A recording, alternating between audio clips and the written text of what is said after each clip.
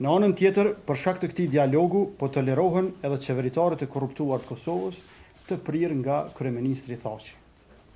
Tryeza e bisedimeve me Serbinë është tryeza e ngrënjes, aty po e han Kosovën. Kryeministri Thaçi po e han Kosovën si buxhet dhe pasuri publike natyrore, Serbia po e han Kosovën si territor dhe si shtet. Në këtë tryezë, Kosova kurse si s'mund të jetë subjekt, por veç se objekt. Dialogu me Serbinë për verjen e Kosovës është dialog për krimin dhe dialog me krimin. Të gjithë e dim se marrëveshja Pacolli Thaçi Mustafa tashmë është vlerësuar. Besoj të jetë bërë e qartë edhe për LDK-n që ajo nuk ja ka shkurtuar mandatin kësaj qeverie në 2 vjet e gjysmë. Në fakt, u vërtetua qëndrimi i drejtë i lëvizjes vetëvendosje, sa ajo marrëveshje nuk ishte as institucionale dhe as kushtetuese, dhe se nga ajo marrëveshje përfiton Thaçi e jo Kosova. Pa atë marrëveshje dje, nuk do të kishte qeveri Thaçi 2. Sot, pa një koalicion të ri të PDK-s, nuk mund të ketë shitje të postës së Telekomit Kosovës, të Trepçës dhe as autonomi për veri. Prandaj, lëvizja vetëvendosje ju bën thirrje të gjitha subjekteve dhe secilit prej tyre që të mos bëjnë negociata me Thaçin dhe PDK-n për koalicion qeverisës me ta. Çdo ditë që kjo qeveri qëndron në pushtet, qytetarët e Kosovës humbin pjesë nga pavarësia e shtetit, humbin pjesë të pasurisë publike të Kosovës, humbin pjesë të buxhetit të Kosovës dhe humbin pjesë të territorit të shtetit tonë.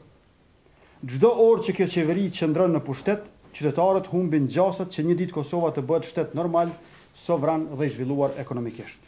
PDK-ja po e kërkon partnerin e ardhshëm për kompromisin që do ta bëj për veriun e Kosovës. Kohëve të fundit në përpothuajse gjitha mediat e Kosovës është spekuluar për një koalicion të ardhshëm PDK-AK. U fol po ashtu se një koalicion të tillë po e kërkojnë edhe ndërkombëtarët, ashtu që kjo strukturë politike t'ja jep veriut të Kosovës autonomi. Lëvizja vetëvendosje ju bën thirrje të gjitha subjekteve opozitare të mos i bashkohen Partisë Demokratike të Kosovës në një koalicion të korruptuar të qeverisës, i cili do të krijohet për t'ia dhënë veriut autonominë e kontrolluar nga Beogradi. Kosova nuk ka nevojë për një qeveri që bën kompromise për territorin e vet.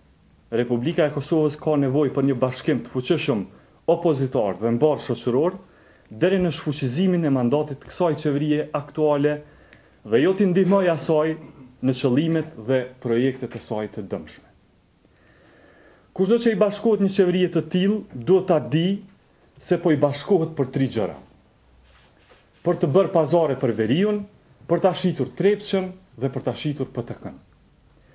Opozita nuk ka nevojë ta shpëtojë një qeveri të korruptuar, e cila nuk po e shpëton dot Kosovën nga papunësia, varfëria dhe problemet e shumta sociale. Kushdo që i bëhet pateric kësaj qeverie dhe kryeministrit Thaçi, nuk mund ta justifikojë një gjest të tillë me interesin e Kosovës, por vetëm me interesat e veta personale apo me shantazhe ndërkombëtare.